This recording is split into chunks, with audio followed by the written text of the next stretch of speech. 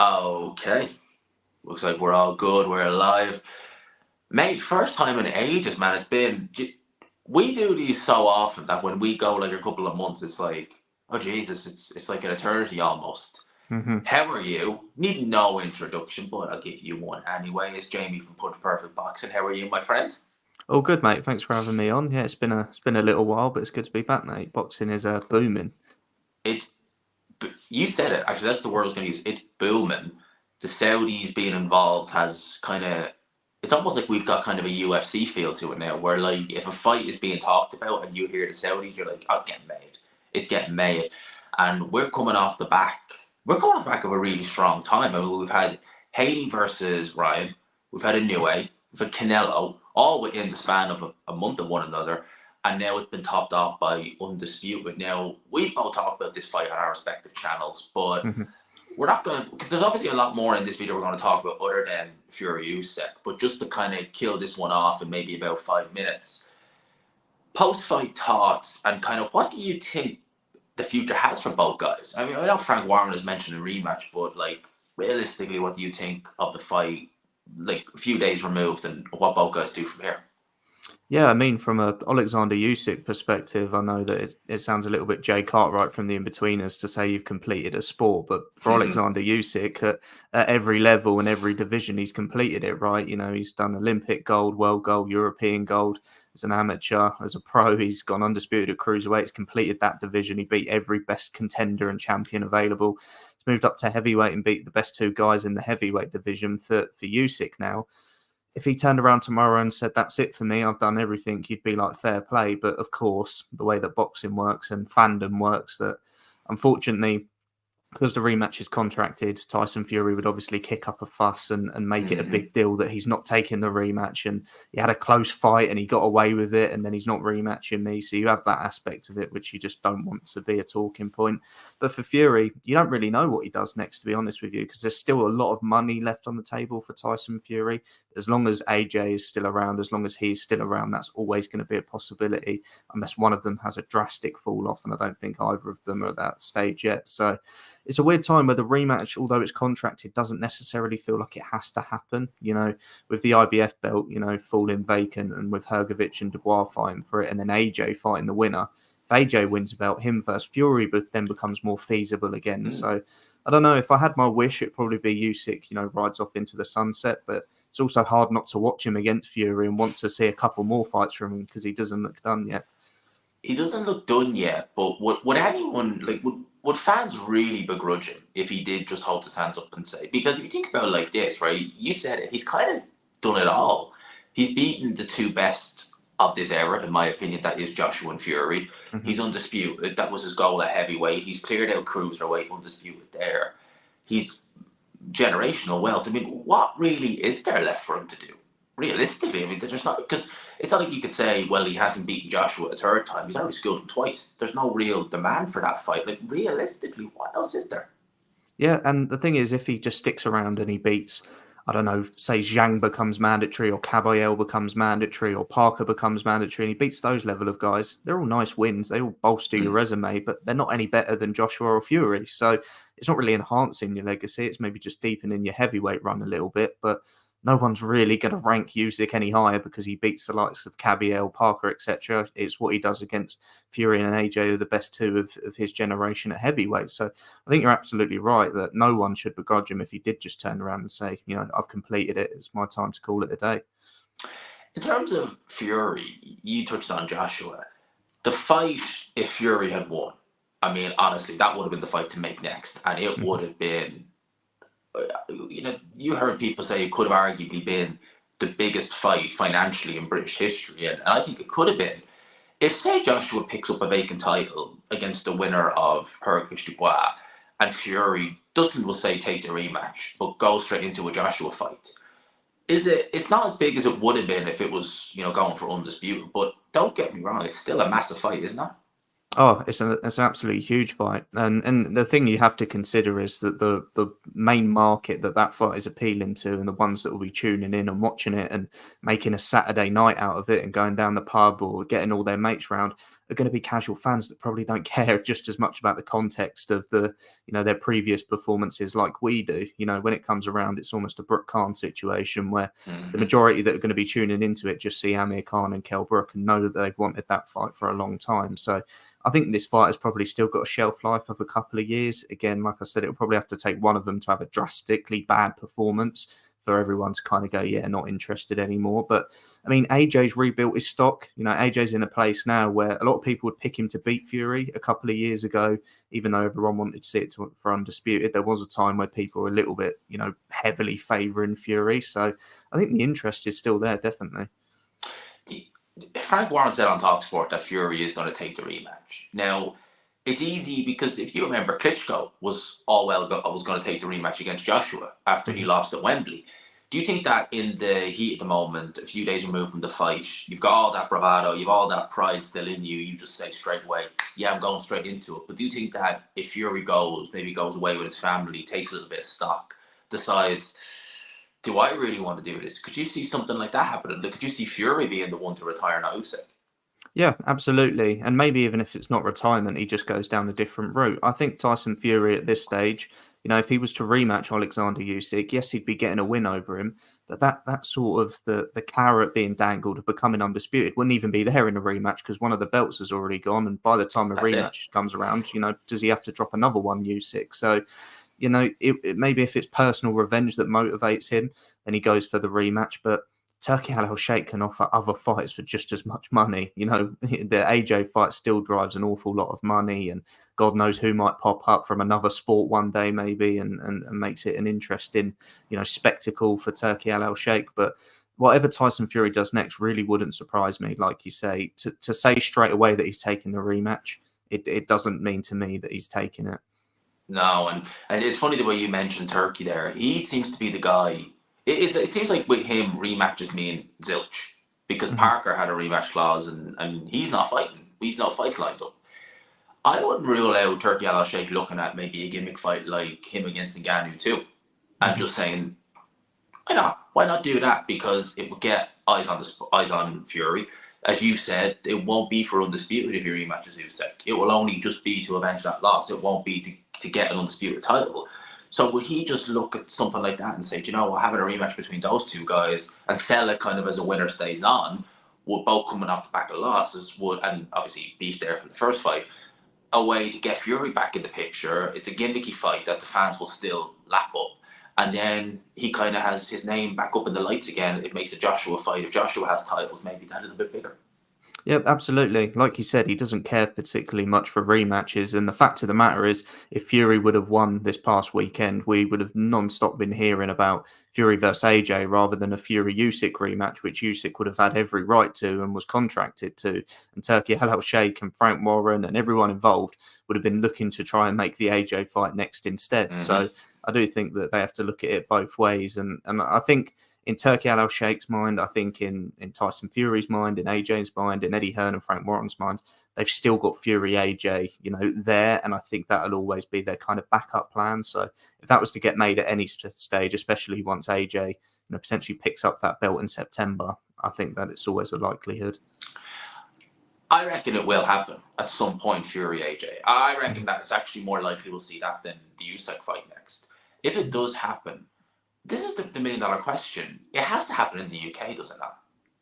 Yeah, I mean, we've said that, haven't we, for years now, even when it was initially rumoured a couple of years ago before AJ lost to Usyk and before Fury had that third Wilder fight. The talk was that it was going to head to Saudi then. It's one of those almost like Froch Groves on steroids. You can just imagine it selling out Wembley twice over comfortably. So the fact it wouldn't be in the UK would be a real shame. But one thing we have seen more recently from Turki Al Sheikh is, he's been investing in a new A against Neri. He's obviously invested in the card over in America with Crawford and Madrimov. He does seem to be showing some interest in bringing boxing, elsewhere. The AJ card in September at Wembley looks like it's going to get done as well. So, fingers crossed they can bring it to the UK because that's where it needs to be. And ultimately, for Turki Al Sheikh and everyone involved, you're going to make more of your money back just on the attendance alone at Wembley. So I think it makes a lot of sense to have it here. He could bump up those ticket prices for the parts of Wembley where you literally need binoculars to watch it and people would still pay. They would literally still pay. So they could make an absolute killing doing that fight in Wembley Stadium. And as you say, he's branching out into America. There is talk that Inoue could actually be on this Joshua show in Wembley Stadium. Could you imagine that? Yeah, Inoue actually in Wembley. yeah, I heard that they're trying to make the Akhmadliev fight. I think the other option that they have explored is doing Inoue in Australia against Sam Goodman. That's also been discussed. But I mean, if you could get Inoue at Wembley with AJ as the headline, I mean, you're giving people a reason to go. And that's the thing with Fury AJ. It may lose interest, but if you keep it over in Saudi, then it's probably going to lose even more interest. If you do it in the UK, the amount of people that just go because of the event, the occasion, the fight night, has to be over here. I think you're right with that. They'll treat that as like, I don't care that one of them's lost and one of them, is still kind of on the comeback trail. Just being in the UK, that event, the casual audience wouldn't give a crap. They'd just be like, Fury and AJ are fighting. Let's watch. They wouldn't care. Exactly. They literally, there'd be no F's given, and it would probably even still break all sorts of records. Yeah, definitely. I think that would absolutely happen. I don't want to talk about this too long. I think we've kind of pretty much said what we want to say on that. We have to talk about other things, and that's why I have you on here, because there's no better man to talk about all things boxing. I appreciate it. This week, anytime, mate, this weekend, we have a fight that it's weird, right? That when it happened first, and obviously Taylor-Catterall too, when it happened first, obviously me and you were both, we couldn't believe what we seen, that Josh Taylor got that decision. It seemed like it should have happened in 2022. Like, that was the perfect time to do it, get it out, let's go. It didn't happen. And now, after about 2 years, it seemed like it wasn't going to happen. And that kind of, because if you look at Jack Catterall, he was still, talking about Josh Taylor before this fight was announced. And it seemed he was getting more backlash than anything else. People were saying, move on. Once they announced this fight and we see the face-to-face, it's like the fan intrigue went from 0 to 60 real quick. I think it's going to be great. Yeah, I mean, I've been watching some of the pre-fight content, and yeah, these two really don't like each other, so that's definitely, sort of fueled the excitement for it. And it's interesting because I know that everyone kind of feels like Josh was always gonna, take this fight and was always gonna, look to sort of settle the score. But I do agree with Catterall that I think he's kind of forced to take this as his biggest option right now. He had dreams of Crawford, 147, and all that sort of thing, but it didn't happen for him. And I think he realised after Spence Crawford and losing to Tio, at 147, there's not a great deal up there. Obviously, the best guy is Boots Ennis, but that's a dangerous fight for not a great deal of money. He's looked at 147 and gone, well, there's not much there. At 140, there's some dangerous guys for a world title shot. If I'm going to kill myself to make that weight, the biggest fight is Jack Catterall. So I think Josh Taylor actually needs this fight a lot more than he's probably making out. And I think Jack Catterall's kind of hit the nail on the head when he talks about that. Well, Josh Taylor had opportunities aplenty over the last few years to move up in weight to 147, and he's never taken that. I suspect he's looked at that division and thought, do you know what? What I bring to the table, I could be game and I could get to world level at 147, but I'm not confident of beating these guys. Whereas at 140, even though he lost to Teofimo Lopez, he was a lot more confident about it. Going into the first Catterall fight, I felt that I underestimated him. I thought Josh Taylor would win that fight pretty easy. 2 years later, he's only had to make that weight once since then. I don't have any confidence in him winning this fight whatsoever. Yeah, there's too many red flags when it comes to picking Josh. And I mean, I picked him in the first fight. I did raise in my pre-fight prediction that I think there's a lot of banana skin potential against Catterall, just for the fact that Josh had become undisputed. He'd done everything at that stage. To fight Jack Catterall was a real sort of come down from where he'd been. So I expected a bad performance, but one where he kind of just gets over the line. But he didn't get over the line, and ultimately he got a favourable decision. In this one, you're looking at a guy that's just been so inactive because of injuries. Even prior to the first Catterall fight, wasn't living the life. And I just think at the press conferences alone, he just looks a bit older, a bit more weathered, and a bit, a guy that's been around in a sport for a long time in some hard fights, and having to make a weight that's he's not looked good at for a long time. Every weigh-in for the past 10, 12 fights, he's looked like he's really struggling to get down to 140. And I just feel this weekend, the best version of Josh Taylor beats the best version of Jack Catterall. But there's so many red flags that just make you just can't believe you're going to see that version of Josh at this stage. Well, the last good version we had of Josh Taylor was 2021, but 3 years ago when he fought Ramirez. and he's never looked the same since then. Like, Yeah. literally, that was peak Taylor that night, and since then it's been a slow decline the whole way through. Yeah, and I think another part of it is not just kind of the inactivity, the age, the lifestyle outside of the ring, which people have questioned as well. He's been going through trainers. You know, when he left Shane McGuigan, it came as a big shock because he'd got him Mm-hmm. to the point of being the best fighter at 140 pounds. Obviously, the Ramirez fight was with Davison, and although he won that fight, a lot of people actually criticised the performance because it wasn't a typical Josh Taylor fight where the knockdowns perhaps are, you know, kind of what separated him. And Mm. then obviously has that fight against Catterall and then goes to Joe McNally in Liverpool, where against Tio we didn't see a particularly good performance, but that can happen against Tio because there's method to the madness with him. When you get the best version of him, there's not really anyone that can beat him on his day. But Josh has changed trainers a lot as well, and we haven't seen a good performance under McNally yet, and he needs to deliver it in. You know, Undisputed is the biggest fight of his career. The Prograis fight was big, but this is the biggest fight in terms of reputation and keeping his career alive. Oh well, it's if he loses, you could make an argument that that is Josh. That's it. He's not Mhm. getting any younger. He's not lived a life, as you said. And it's interesting you say trainer. He had a good relationship with Shane McGuigan, and that did come as a bit of a shock when he left him. He went to Ben Davison, and personally, I quite liked seeing those two together. I thought they worked very well. He's one bad performance, and I've said this a while. People criticize trainers, not just Ben Davison, too much to the point where I actually think the fighters listen to people criticize them and think, oh yeah, they're right, I need to leave them. When in actual fact, like, you could probably look at that Jack Catterall performance and you could say it probably wasn't anything to do with Ben Davison. It was more Josh Taylor underestimating him, not living the life, doing the weight wrong. You could probably say if there was like 95% was on Josh Taylor, maybe 5% was on Ben Davison. That's not enough to fire him. Yeah, I mean, he definitely took people's feedback and criticisms on board rather than his own performance. And I Mm-hmm. think that came from the Ramirez fight because he became undisputed. It should have been celebrated a lot more. And Josh never really kind of got the acclaim that he deserved for becoming undisputed and the way that he did it. The way he won it was obviously still kind of in the back of the pandemic. So there wasn't fully fans over there as well. Bit of a weird time for him.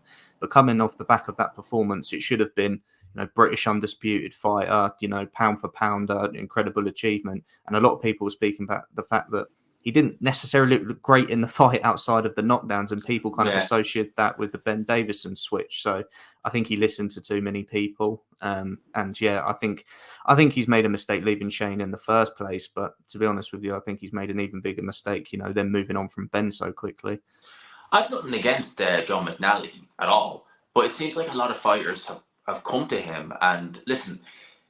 As a trainer, you can only make good of what you have. You could have a great fighter who's over the hill, and there's nothing you can do. He's over the hill. That's the way it is. But I've seen the likes of Gary Cuddy go over, Liam Smith, and I've not greatly been impressed with what I've seen with them. I'm not necessarily saying he's a bad trainer, but like I'm not really seeing anything. Like Gary Cully, I thought looked jittery as hell in his last fight, and that was his first fight away from Pete Taylor, who I don't rate massively. I'm just thinking, like, are people looking at a trainer who maybe people are talking a little bit about? Because Liam Smith obviously had the win over Eubank, and these fighters are going, he's the guy, and then they're realizing actually he doesn't suit me at all. I'm just listening to the hype.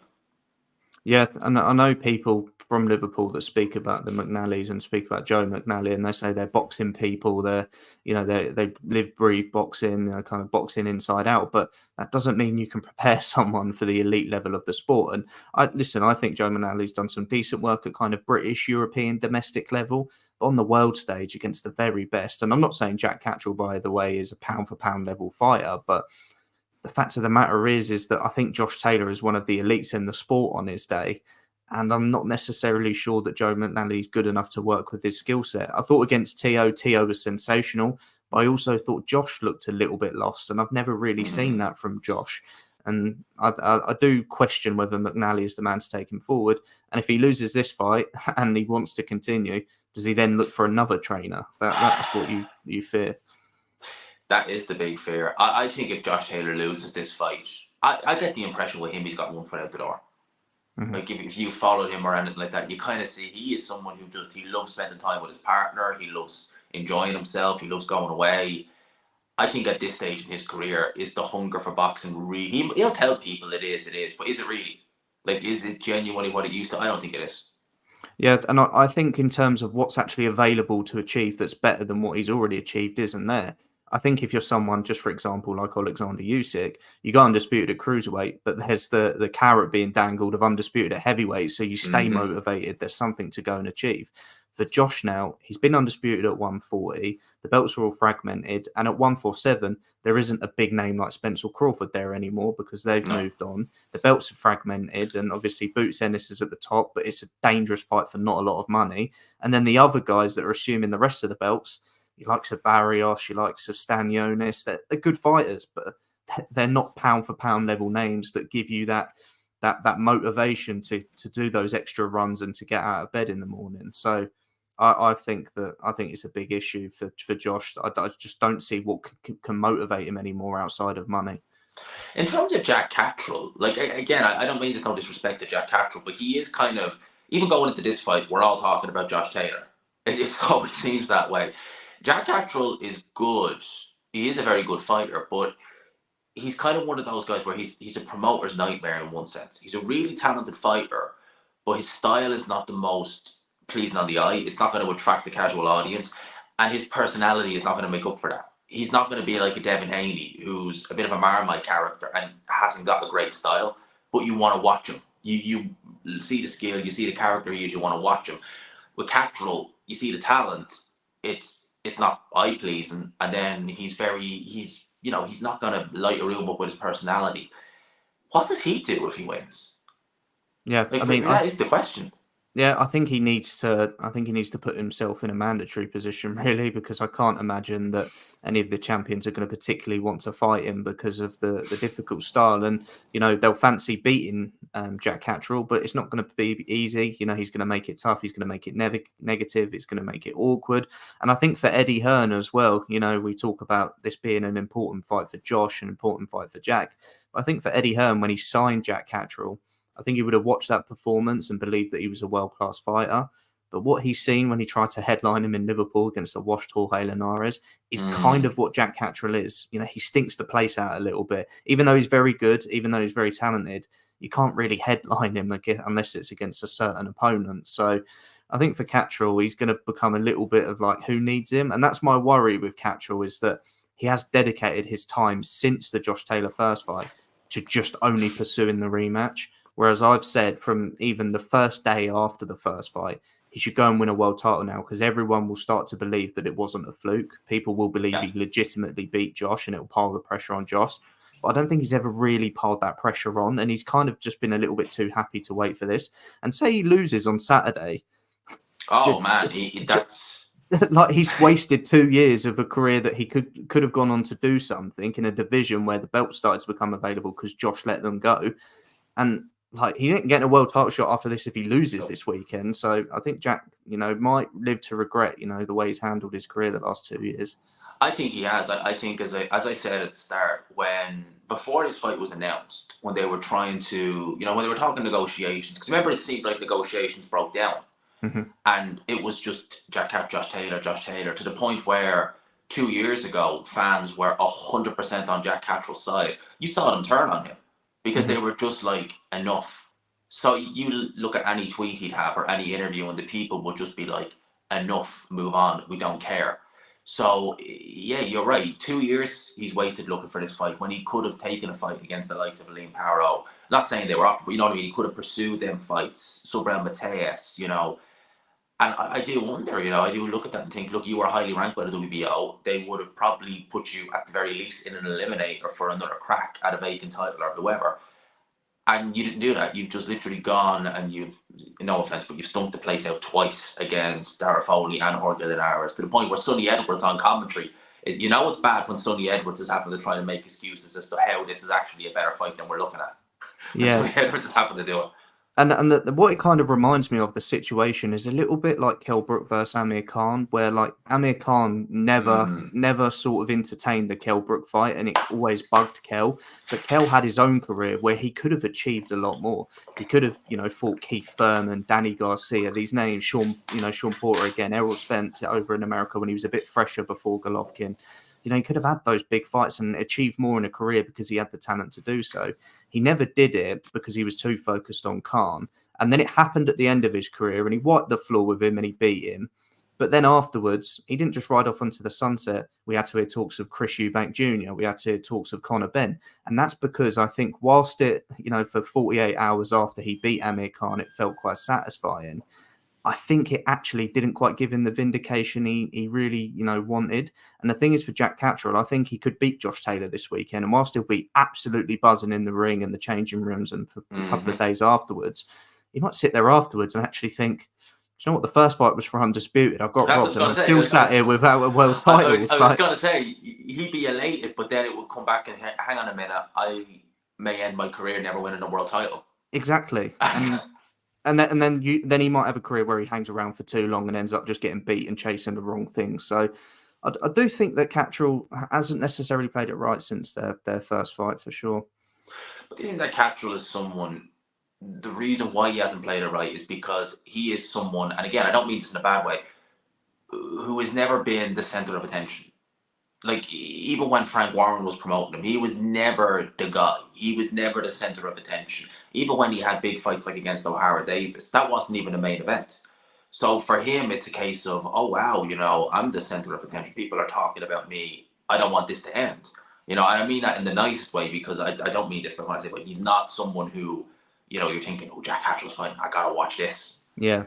I mean, that and, the Darryl Foley fight was a good performance. Jorge Linares, again, it was one of those where you're not excited before it, you're not excited during it, and you're not excited about it afterwards. So I think Jack Catterall, this is the perfect moment for him to kind of get that attention that he's been craving. But I just have this feeling he won't feel as vindicated as he probably believes right now.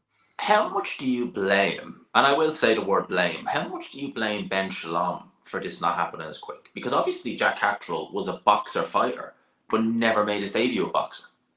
And Josh Taylor's not spoken highly of him. Yeah, I think that's definitely some blame. I think some of it's on Josh as well, just because I think even after the first fight with the controversy, Josh was still getting other offers for big fights. Obviously, the TO fight ended up happening, but at the time, he probably still felt he could land the Crawford fight. He probably felt that there were still options for him. And I think Josh has always kind of waited until this was his only option and kind of his remaining option.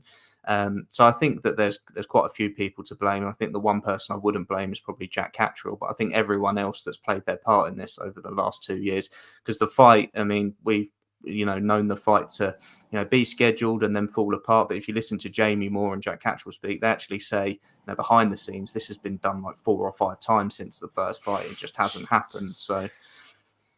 And you got to figure all of that is probably going to play a factor in how Jack Catterall performs, because you think about it like this: if someone has been messed around 4 or 5 times, you might think it's benefiting you, but all you're doing is lighting a bigger fire under the opponent because you're stalling his career. Yeah, absolutely. Yeah. My pick for this, if I have another prediction video, is Jack Catterall on points. And I think the fact that this fight's been pushed back by an injury from Josh Taylor just makes me more confident in Jack Catterall. Because I just look and I think, how fresh is he really going to be on fight night if he's already pulled it back once from an injury? And it's not like Fury with a cut. This is an injury. Yeah, and I'm not gonna plug my channel, but I've done a preview on my channel. I was gonna say where I like talk about it, and I kind of ended up going for Catterall just because I feel there's too many red flags with Josh. I think the argument I made for Josh is that we all thought he was going to win the first time because on his day he is the better fighter. We just don't know whether he can still deliver that level of performance. And I think one thing that I considered when I was trying to break down the fight is that Taylor seemed to figure things out as the fight went on, although he was already kind of behind, and then he would run into more problems. He'd lose a point, he'd get knocked down. But kind of by the end of it, down the stretch, he did start to come into it, and Catterall was a lot more negative down the stretch. He got a point taken, he was holding a little bit more, he was making it a bit messy. And Taylor starting to figure things out towards the end of it. We've seen it in rematches before where the fighter that can just figure things out towards the end. I think Jamel Charlo did it against Brian Castano. The first fight was a draw, but we all thought that Charlo lost it. But in the rematch, he was faultless. I think we saw it with Juan Estrada against Srisaket or Rungvisai. Rungvisai was, getting the better of Estrada, but just towards the end, Estrada nicked the last couple of rounds. And in the rematch, Rungvisai came out orthodox to try and do something different because he realised Estrada figured him out. I do wonder if Taylor maybe feels within himself and has some confidence that, yeah, it didn't go well for me, but I did start to figure things out towards the end. And I think that's why if we got the rematch in 2022, I would have picked Josh Taylor. I would have fancied Totally. him to reverse the result. But I just think this time there's too many red flags. I don't think you can, pick Josh Taylor in any confidence because of all of the red flags that are being raised. No, neither do I, and I've got Jack Catterall as well. I think it's going to be a great event. I think it's going to be fun. I think we're going to have, and it's in neutral ground, Leeds. I think it's really like in a way. I'm kind of sad that this has happened. And thank you, by the way, for the 60 quid super chat. I appreciate that. We always read them. Holy crap! Wasn't expecting that. Thank you. We'll obviously deviate to read this. If Fury genuinely go through with the rematch, I think he's making a terrible decision, both business-wise and for the fans. There's no way he beats Usyk in the rematch. He should fight Joshua. More money, different style, better for the fans. Jamie, I agree. What do you think? Yeah, I agree. I also think if you're Fury looking at it, and if he did, feel he won the fight, I think Fury will also look at it as it was a split decision. It was razor close in the eyes of the judges, not necessarily in the eyes of the public, but in the eyes of the judges. Fury will probably look at it as, I got clipped in the ninth. If that don't happen, I'll probably win the fight. So I think Fury, there's a way in his own, weird mind that he can probably build it up that he can win the rematch. But I think in terms of financially, there's going to be no difference between the Usyk rematch and fighting AJ. So I think you're probably right in terms of what the fans want to see. I think the AJ fight is the way to go. I think the AJ fight is the way to go. In terms of boxing, we have up and coming. And do you know what, right? I'm going to sound a bit, right? People love to complain when it comes to boxing. I think that this year has been, and we're not even halfway through the year yet, one of the best years I've had watching boxing in years and years and years. We're only halfway through the year and we have great fights coming up.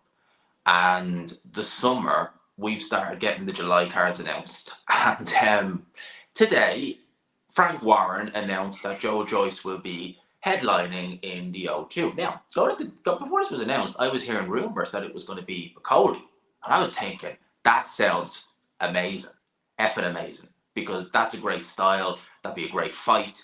Bacoli almost was too good against Takam for his own good. Because no one's ever done that to Takam. And we've heard Ziltron since. So I was thinking, this is great. And then they announced Chisora.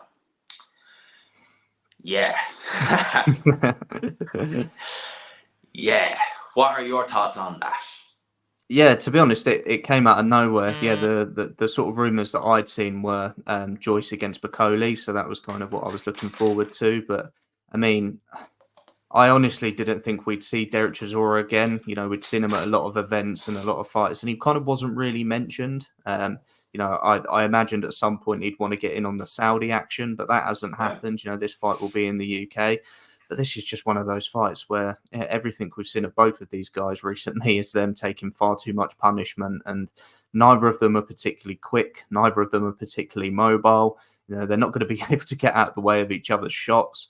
It's just going to be them clubbing each other till, Derek Chisora basically can't take any more. So it's just a horror. It's not even, I know that people will see it as a slugfest, but they're both so slow. They're both so ploddy. It's going to be a really ugly, slow fight that I just don't really have much appetite for.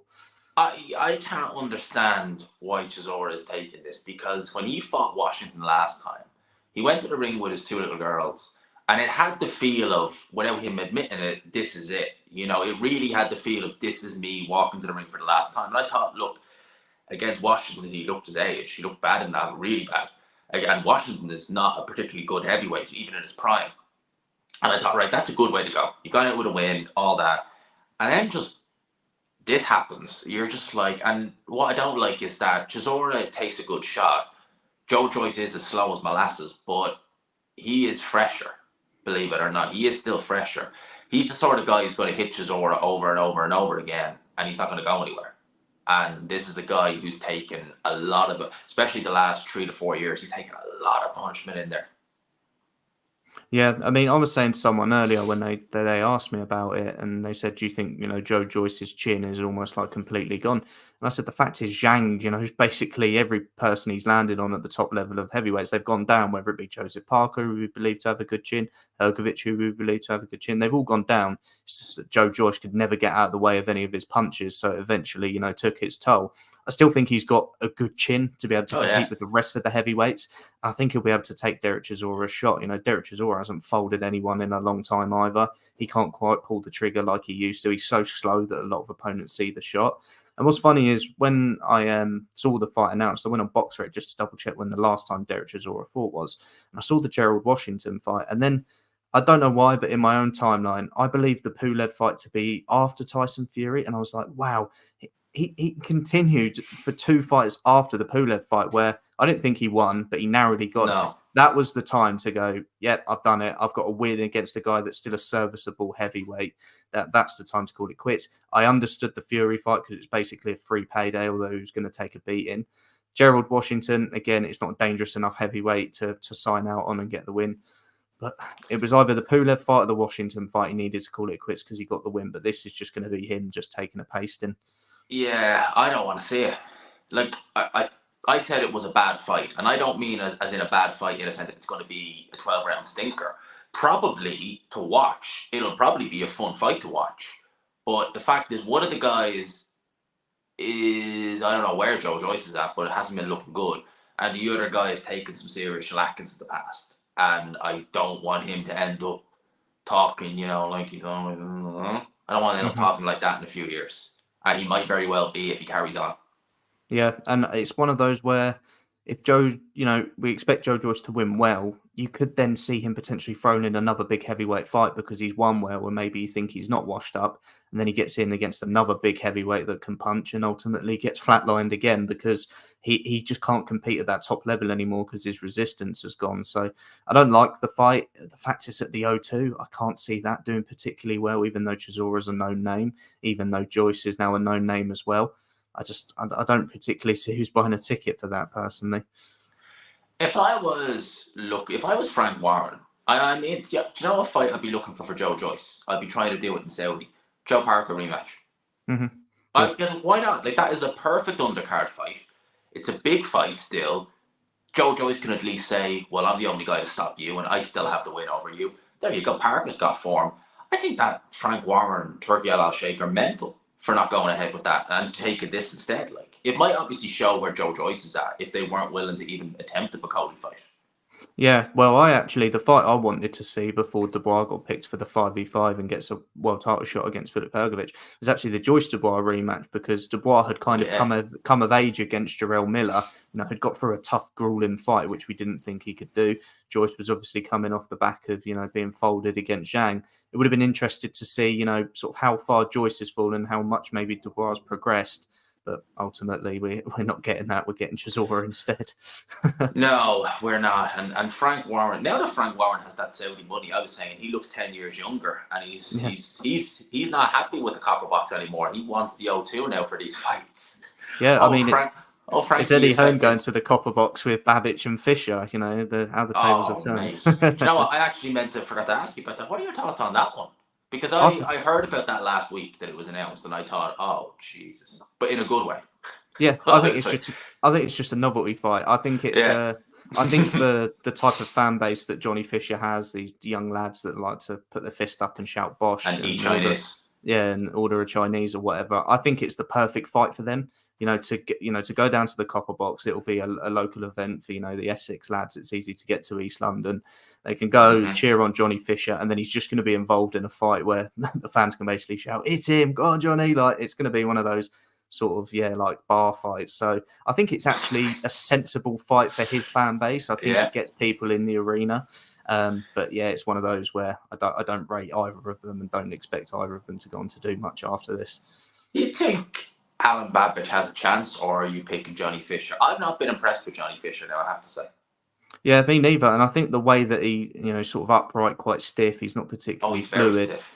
The way that Babic is going to beat someone is ultimately just winging shots over the top and hoping that one of them, connects and puts the other guy out. So if I was to pick a guy, that's a low level to have success against, against Johnny Fisher, because it's kind of like you get people like Dave Allen, for example, who they put in these sorts of fights and hope that they can do something because people find him entertaining. But he's so slow, he's so ploddy, he just doesn't have that. Whereas Babic is probably same level as Dave Allen, but he can actually throw the shots and actually wants to Mm-hmm. throw the shots and is actually committed to them. And I think Babic knows that he's the type of guy that's going to go down swinging. He either wants to knock you out or get knocked out. He has no, passion for points or whatever. So I think it'll be entertaining to watch, but yeah, there won't be much skill on display. No, but I think it's going to be a fun fight. I Yeah, think it is going to be. We are going to be watching that kind of like that almost, just yeah, seeing who lands first. But honestly, I think for a step up fight, it's not bad matchmaking really, because it's a name if Johnny Fisher gets through it, and then if Babic gets through it, I was going to say he's putting back himself into somewhat contention, but not really. But at least he might get back on those matchroom shows yeah, and we all more know regularly. that they can't match Johnny Fisher tough because he's not good enough. So they've got to Well, prolong it somehow. And this is a good fight where they can get interest and people who enjoy watching it without it being, a no-name, nobody opponent. So it's bad, right, when you're the boxer and you're the one who signs with Eddie Hearn and your dad becomes a celebrity. Like Johnny Fisher Senior is living John Fury's dream. yeah, exactly. he's he's literally John Fury. God help him if John Fury ever sees him, because Yeah. he's literally showed John Fury how to become famous off your son. Yeah, how to live through your son properly. Exactly, and eat yourself to death with Chinese food. But like that's kind of the fight's been announced. Before we finish, because I know you've got somewhere to be in a wee bit, so I won't keep it too much longer. 5v5 Saturday week. Who's your money on? Matchroom or Queensbury? Is Frank going to knock another 10 years off his age? Or is Eddie Hearn got to, stop at 40? Yeah, I mean, to be honest, there's a lot of fights on there that I'm finding really difficult to call. Wilder versus Zhang is one where I have no idea what to expect, just because both of them have such poor cardio. Both of them, do get hit, and both of them can really whack. Whilst Wilder doesn't look like the Wilder of old, he's quite hard to put down. And the thing is with Zhang is, whilst he folded Joe Joyce, he's put Hrgovic down, he put Parker down, but he didn't keep him down. And Wilder has this kind of weird cardio where he seems to keep getting back up. And I don't know, that fight I just find a little bit weird and hard to call. And then Ball versus Ford, another one that I find really difficult to call because Ball is very effective, but it's not particularly produces much great work. A lot of it is his physicality and his roughness, but it can be difficult to score and difficult to watch. And we've seen that now at world level against a decent boxer in Vargas, who will spoil a lot more than Ford will try to do. But that's another one that I'm finding a little bit more difficult to call. But I think in terms of the other three, I think Matchroom come out on top in the other three. I think Shiraz will beat Amo Williams, but I fancy Hrgovic against Dubois. And I think Craig Richards is just going to basically just bide his time against Willie Hutchinson and then just pick him apart. I think that's the one time Frank is going to say, like, God, I wish me and Anthony were still on good terms, or things hadn't happened, because there's no doubt in my mind if Yard and Warren were still working together, or if the issues weren't there, he'd be probably team captain against Richards, and we'd all pick Anthony to beat him. Yeah, we would. I just think Willie Hutchinson, I think people are going to be guilty of doing what they did with him initially at super middleweight. He looked brilliant. He looked fantastic at super middleweight. And then the first time he came up against someone that was quite savvy in Lennox Clark, he got found out. And he's moved up to light heavyweight and he's doing exactly the same thing where he looks excellent against nobodies. And Craig Richards has a brilliant way of just staying in fights and just being there in fights. And I just think he'll do exactly the same thing again. So do I, and that Lennox Clark fight, I can't get that out of my head. It was like boy versus man in there. Yeah, and Craig Richards got that weird power as well, where he doesn't look like a power puncher, but he seems to hurt people, even in fights where, we saw it against Joshua Buatsi. He had a moment where he buzzed Buatsi. He's got a good chin as well. He takes a good shot. I just think he's exactly the durable, awkward opponent that I think that he'll struggle with. You think that the team captains, obviously the team captains get extra points. The fact that I'm picking Shiraz as well over Amo Williams, that'll play a big role, because Wilder being team captain for Matchroom against Zhang, he's going to be going in there against the biggest puncher he's ever faced. If he loses, that we could have a draw, because I could see a scenario where the captain of Queensbury gets 2 points and that kind of overrides the actual result on paper. Like Matchroom could have more winners, but they have the same number of points because of and the knockouts as well. It's a weird way of doing it, but I think it's brilliant. Like, even though it should have been going into the main event, obviously Beterbiev Bivol, I still think that this fight, this card itself, is brilliant. I think it's absolutely Yeah, fantastic. I think it's brilliant, and I think it. The way that Frank picked his captain in Shiraz was kind of like that's who he's confident in winning. Whereas Hearn kind of went down the route with Wilder that he wanted it to motivate him, wanted to give him a bit of extra kind of impetus to win the fight. So it's going to be interesting. Just the format alone. I mean, how many years have we spoken about a Matchroom versus Queensberry card, and it's been the furthest thing on earth from happening, and now we've got it. So it should be interesting. You think Deontay Wilder knows he's at the end and is just going to lose despite Eddie Hearn? Yeah, I mean, it might just be a money play, to be honest, G. He might just be there just trying to just get another payday. We really don't know with Wilder. No, oh man, with Deontay Wilder, we never knew, and now he likes the old Graham Hancock. We don't know what he's going to do. I'll read this last one out to get up again. 10 quid. Thank you, my friend. Fury's overhyped. Never rated him highly. He ducked Vladimir Klitschko. Usyk's better than Fury and will win the rematch. People who say Fury won are just upset their English role model lost to an Eastern Euro. I wouldn't say Fury's over. Well, I would say he's overhyped in a sense if his fans literally think that he could walk the English Channel. But I wouldn't go that far as saying he is a good fighter. He definitely Have you is. spoke to anyone that actually think he won? G, I haven't spoken to not even a casual that I know was rooting for Fury has thought that he's won the fight. No, and funny enough, when I went into work on Monday, people were talking, and these would be just casuals, and they're all like, "Oh, Usyk won, Usyk won." I haven't heard from anybody. I'm sure there are people out there, who literally just I missed all the shots Usyk landed, and I only seen the ones Fury did. But I haven't. I'm sure there are some, but I haven't heard any. What about yourself? No, even the casual fans that I know were rooting for Fury have all kind of said there's been kind of differences between people that saw Usyk winning wide and Usyk winning close. But I haven't seen anyone that feels that Usyk didn't win the fight. So yeah, I think it's people that maybe say that Fury won. I haven't seen anyone actually saying that other than Fury and his team. So No, and literally, I think Eddie Hearn said it was closer, and he had Fury winning early. But I've heard no one who I haven't heard anyone actually. And normally with a fight like this, you would hear someone.